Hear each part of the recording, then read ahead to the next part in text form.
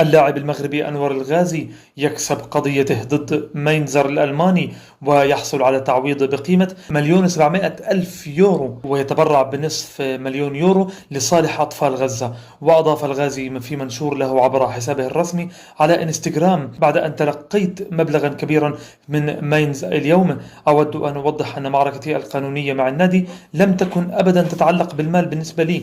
وتابع: أود أن أغتنم هذه اللحظة لأشكر ماينز على شيئين: الأول على العائدات المالية التي ستستخدم منها 500 ألف يورو لتمويل مشاريع للأطفال في غزة آمل، وعلى الرغم من محاولاتهم الفاشلة المتكررة لتجنب الدفع، أن يشعر ماينز بالارتياح عندما يعلم أنهم ساهموا ماليا من خلالي في جعل حياة الأطفال في غزة أكثر احتمالا. وثانيا، وفي محاولة لإسكاتي، ارتفع صوتي للدفاع عن المضطهدين وكل من لا صوت لهم في غزة.